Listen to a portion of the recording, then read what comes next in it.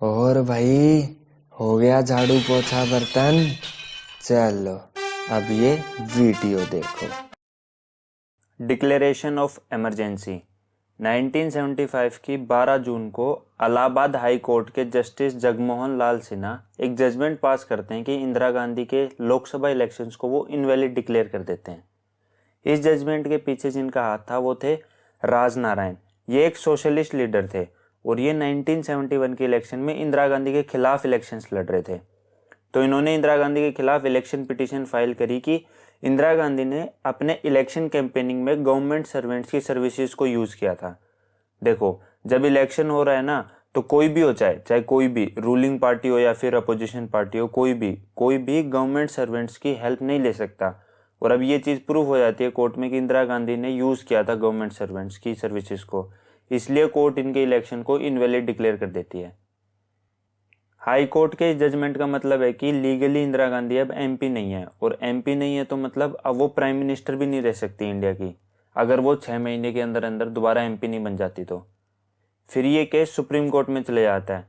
24 जून को supreme court Indira Gandhi को एक पार्शियल स्टे दे देता है हाई कोर्ट के ऑर्डर पे। मतलब जब तक कोई डिसीजन नहीं आएगा तब तक वो एमपी रह सकती हैं, लेकिन वो लोकसभा की प्रीसीडिंग्स में नहीं जा सकती।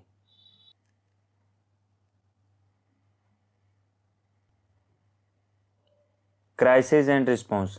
जब सबको पता चल गया कि इंदिरा गांधी का इलेक्शन इनवैलिड डिक्लेयर हो गया है and she is on a stay order, तो उस समय पे पूरे नेशन के अंदर इनके खिलाफ स्ट्रगल शुरू हो जाता है। जयप्रकाश नारायण फोर फ्रंट पे आते हैं and he demanded resignation of Indira Gandhi. उन्होंने कहा कि इंदिरा गांधी को रिजाइन कर देना चाहिए इस समय पर, जब उनपे इतने सवाल खड़े हो रहे हैं, तो why not resign and go for a fresh elections. ऐसा जयप्रकाश नारायण का कहना था। और क्या होता है, ये लोग मतलब अपोजिशन पार्टीज प्लान करते हैं कि 25 जून 1975 को हम इंदिरा गांधी के खिलाफ दिल्ली के रामलीला ग्राउंड में प्रदर्शन करेंगे, पीसफुल प्रदर्शन। इस चीज के लिए, मतलब इंदिरा गांधी के रेजिग्नेशन के लिए, जयप्रकाश नारायण एक नेशन वाइड स्ट्राइक अनाउंस कर देते हैं। ऊपर से वो आर्मी, पुलिस और बाकी जितने भी गवर्नमेंट एम्प्लॉयज थे उनसे कह देते हैं कि तुम ये इंदिरा गांधी के इलीगल और इमोरल ऑर्डर्स को फॉलो मत करो। इलीगल और इमोरल क्यों? क्योंकि इंदिरा गांधी ने फ्रॉड करके इलेक्शन जीते हैं और कोर्ट ने भी इनके इलेक्शंस को इनवैलिड डिक्लेयर कर दिया है, तो तुम लोग इनके ऑर्डर्स को मत मानो। इन सब के रिस्पॉन्स में 25 जून 1975 को इंदिरा गांधी इमरजेंसी डिक्लेयर कर देती हैं पूरे देश में। वो गवर्नमेंट कहती है कि इंटरनल डिस्टर्बेंसेस हो रहे हैं देश में। इंटरनल डिस्टर्बेंसेस मतलब जब देश में सिविल वॉर लाइक सिचुएशन बनती है ना, तो गवर्नमेंट कहती है कि इसलिए हम कॉन्स्टिट्यूशन के आर्टिकल 352 का यूज किया हमने, और इसलिए हमने इमरजेंसी को डिक्लेयर किया देश में। आर्टिकल 352 मतलब इमरजेंसी लगाने के लिए ही आर्टिकल 352 का यूज किया जाता है, ठीक है। इस आर्टिकल के अंडर गवर्नमेंट इमरजेंसी डिक्लेयर कर सकती है अगर एक्सटर्नल थ्रेट्स मतलब टेररिस्ट अटैक्स वगैरह हो जाएं, और या फिर इंटरनल डिस्टर्बेंसेस होने लग जाए, मतलब सिविल वॉर वगैरह सिचुएशन बन जाए देश में, ठीक है। तो ऐसी सिचुएशन में गवर्नमेंट आर्टिकल 352 के अंडर इमरजेंसी डिक्लेयर कर सकती है। टेक्निकली साफ साफ बात करें तो सब कुछ गवर्नमेंट के कंट्रोल में चला जाता है। लोगों के फंडामेंटल राइट्स खत्म हो जाते हैं अगर एक बार इमरजेंसी डिक्लेयर हो जाए तो। अगर एक बार इमरजेंसी लग जाती है ना, तो सारे डिस्ट्रीब्यूशन ऑफ पावर सस्पेंड हो जाते हैं। मतलब जितने भी स्टेट्स के सीएम्स वगैरह होते हैं ना, इन सब की पावर खत्म हो जाती है और सब कुछ गवर्नमेंट के कंट्रोल में आ जाता है। सेकेंडली ये है कि इमरजेंसी में गवर्नमेंट अगर चाहे तो लोगों के सारे फंडामेंटल राइट्स को भी खत्म कर सकती है। मतलब ना तो फ्रीडम टू मूवमेंट होगा, ना ही फ्रीडम टू स्पीच होगा, और ना ही बाकी सारे राइट्स होंगे। इमरजेंसी में नॉर्मल पॉलिटिक्स बिल्कुल खत्म हो जाती है। 25 जून की रात को इंदिरा गांधी फखरुद्दीन अली अहमद को कहती कि इमरजेंसी इंपोज कर दो। ये उस समय के प्रेसिडेंट थे इंडिया के, फखरुद्दीन अली अहमद, और इंदिरा गांधी के कहने के बाद ये इंपोज भी कर देते हैं इमरजेंसी देश में। आधी रात को ही जो बड़े बड़े न्यूज़पेपर्स ऑफिसेस थे, इनकी इलेक्ट्रिसिटी काट दी जाती है। इसका मतलब कि अगले दिन के अखबार प्रिंट ही नहीं होंगे, तो लोगों को पता ही नहीं लगेगा। और पता है, गवर्नमेंट ने बड़े बड़े अपोजिशन लीडर्स को भी अरेस्ट करके जेल में डाल दिया था उसी रात को, 25 जून वाली रात को, ठीक है। एक हंसी की बात बताऊं, जो कैबिनेट था खुद इंदिरा गांधी का, इस कैबिनेट को इंदिरा गांधी ने 26 जून की सुबह 6 बजे एक स्पेशल मीटिंग रख के बताया कि इमरजेंसी डिक्लेयर कर दी है मैंने। मतलब पहले खुद डिक्लेयर कर दी और उसके बाद अपने ही कैबिनेट को बता रही है कि मैंने डिक्लेयर कर चुकी है इमरजेंसी मैंने। कॉन्सिक्वेंसेस ऑफ इमरजेंसी, ये टॉपिक सबसे इंपॉर्टेंट पार्ट है इस चैप्टर का। इमरजेंसी डिक्लेयर करने के बाद बड़े बड़े पॉलिटिकल लीडर्स को जेल में डाल दिया गया।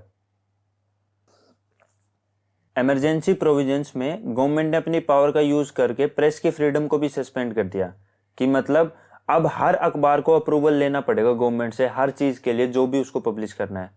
मतलब ऐसा होता था कि न्यूज़पेपर वाले पहले एक कॉपी गवर्नमेंट को भेजते थे और गवर्नमेंट उसको अप्रूव करती थी कि हाँ भाई ये ठीक है इसमें और ये गलत है इसे हटा दो, तो उस अखबार को वो सब हटाना पड़ता था। मतलब अप्रूवल मिलने के बाद ही पब्लिश हो सकता था कोई भी अखबार, ठीक है। इस चीज को प्रेस सेंसरशिप भी बोला जाता है।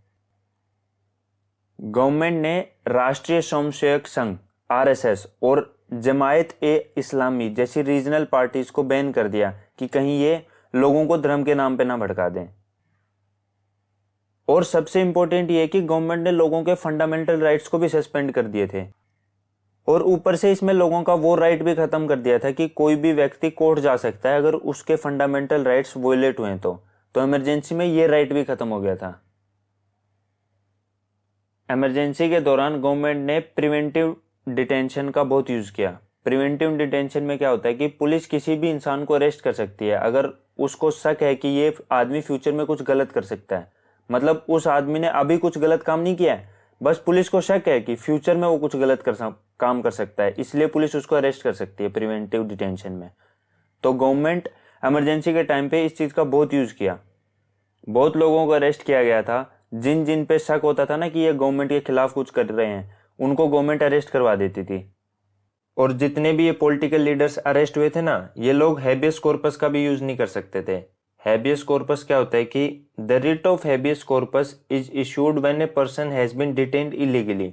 तो अगर किसी इंसान को ऐसा लगता है कि उन्होंने कोई गलती नहीं करी है और तब भी पुलिस ने उन्हें डिटेन कर लिया इलीगली, तो वो ऐसी सिचुएशन में इस रिट को इशू करवा के किसी भी कोर्ट के पास जा सकते हैं।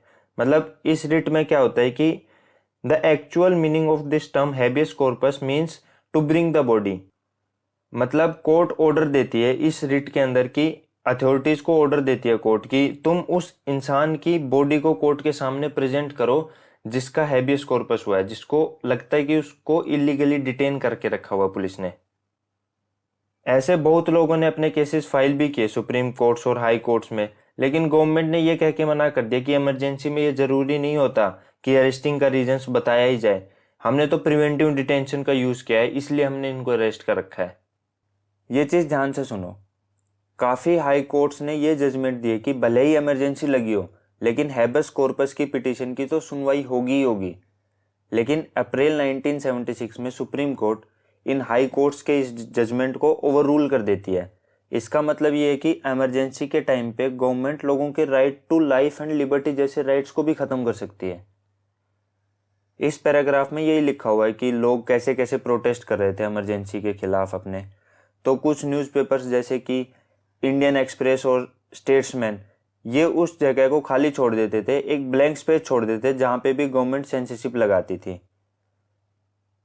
कुछ मैगजीन्स जैसे कि सेमिनार और मेन स्ट्रीम हो गया, इन्होंने पब्लिश करने से ही मना कर दिया अपनी मैगजीन्स को क्योंकि ये लोग प्रेस सेंसरशिप को नहीं फॉलो करना चाहते थे।